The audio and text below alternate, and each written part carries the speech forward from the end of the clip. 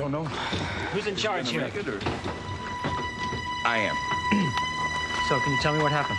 I was on the other side of the building. I really don't know. Mrs. Cross? This is the Metro Police calling. I'm afraid your husband's been involved in an accident. Yes, he has. Could you come down to the hospital? Yeah.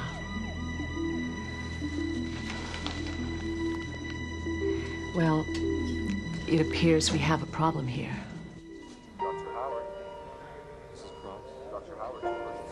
I'm sorry, but there was nothing that we could do. No!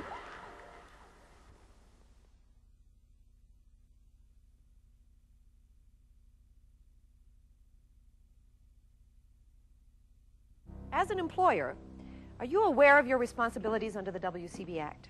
I think so, but there's a lot to know. But you allowed the circumstances in your company to get to the stage where the supervisor allowed the man to go on shift and go directly to work without checking his equipment. Well, we've grown quickly in the last couple of years, and the supervisors are responsible for the production quotas. They are very busy people. I thought that they were carrying out the safety requirements. That's their job. I can't be everywhere at once. So you thought that they were carrying out their jobs.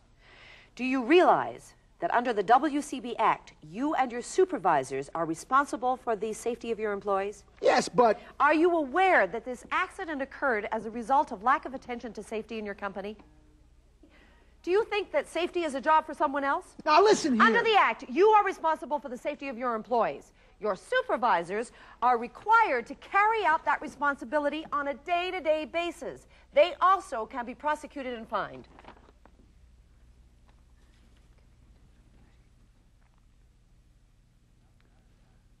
After an accident, there's an investigation, and sometimes an inquest.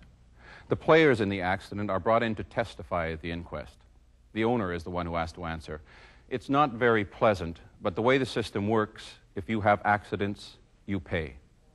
Many employers, supervisors, and workers don't seem to realize that the regulations are law. They're not just safety rules. The WCB enforces these laws, and individuals and companies must comply. There's no way around it. Companies can be penalized for repeat and serious violations of the regulations. If the infraction results in immediate danger to workers, the inspector has the authority to close a company on the spot. Inspections are carried out without warning, and there is no recourse except to operate your company in compliance. It's easier to do it right than pay the consequences because the WCB is tough. The WCB believes that compliance with regulations is good management, and that a safe firm is generally a well-managed firm. If you need help, the WCB inspector and other personnel are there to work with you. They have the experience and the programs to help keep you and your employees on the right track. The key word here is help, because it's up to each employer and every employee to keep the workplace safe.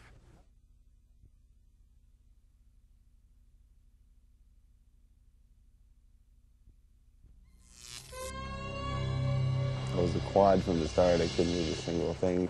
I went from being helpless to learning everything over again, how to eat, drink, sleep, to roll over in bed, and how to get up. And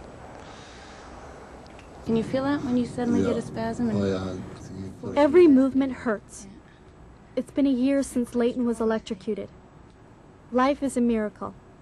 It is also painful. Ease the other leg a bit before I start. we were moving houses, pulling a house down a road during the night in the fog. My job was to ride on the roof of the house and make sure cable, telephone lines don't snag on the roof. And I guess it being so foggy and nighttime, I got hit in the head with 14,000 volts. And it went through my spinal cord, out through all my limbs, and there was quite a bit of nerve damage and tendon damage.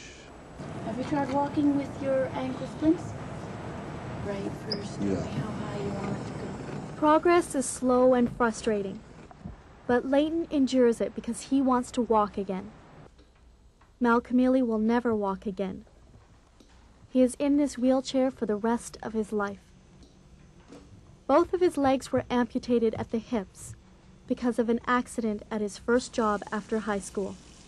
You know, it gets to you, it does get to you. You can't say it doesn't, because it does get to you, seeing people going out and kicking a soccer ball, which is something I'll never do again. Running down the field to catch that long touchdown pass. You know, those are things I'm never, ever going to do again. When you come into any job, it doesn't matter what you're doing. You're going to be logging, you're going to be working as a short order cook in a restaurant. You know, take time to look around, check your workplace out, make sure you know where everything is, how everything works. You know the people you're working with, whether you can depend on them or not, and just always, always think safe.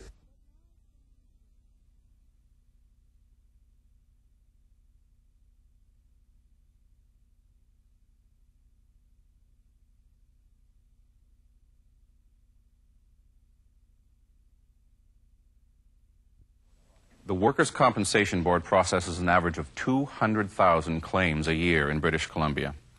And in this province, the employer is responsible for preventing accidents. There are no excuses. You can say the supervisor didn't do his job, you can say the employee was careless, but in the end, the employer is directly or indirectly responsible for worker safety.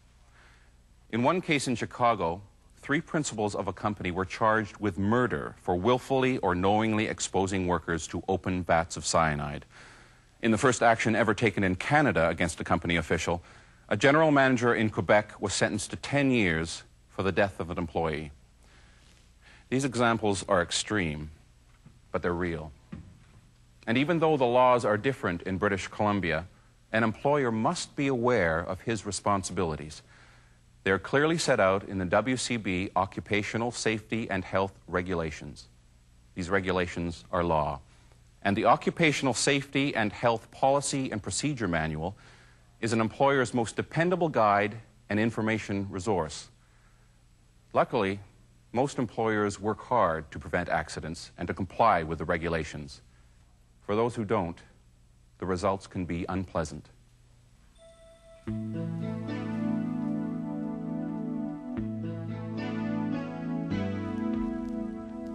As an employer, you have tremendous responsibilities. You are expected to provide a safe workplace, report serious accidents, and make sure your people receive proper training. You must establish and enforce safety and health policies and programs. You must act quickly to correct unsafe conditions. First aid services have to be available at all times.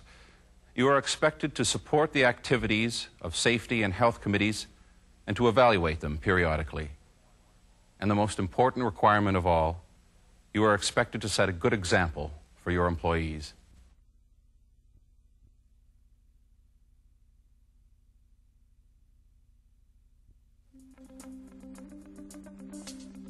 The WCB expects a lot from supervisors.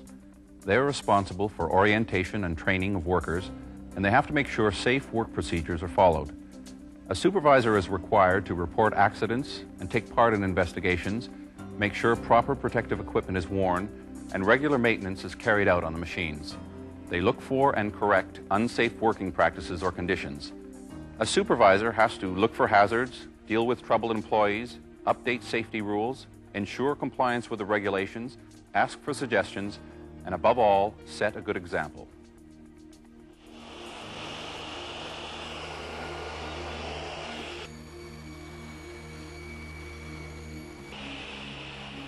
Over 1 million workers in 400 industries are covered by Workers' Compensation Board in British Columbia. Every working day, an average of $1.6 million is paid in benefits, and almost 800 new claims are reported. You can work for the safest company with the best supervisors and the most effective and efficient safety committees, but if workers don't use this, they can easily become another statistic. Not only are everyone's actions on the job going to affect them personally, they can possibly injure or kill fellow workers. That's why you, as a worker, are required to know and comply with the regulations and always work safely. If conditions are unsafe, report the problems and have them corrected. Workers are also required to report injuries, and there is no excuse for working while impaired. none. Workers are also expected to make suggestions to improve the safety of the workplace and to make sure their fellow workers are acting and working safely. All you have to do is witness one accident at work or suffer one yourself, and you will understand how much sense all these rules and regulations make.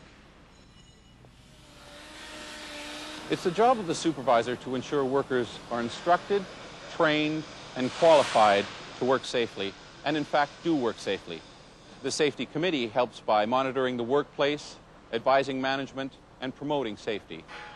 But safety really depends on the attitudes and the work practices of the individual.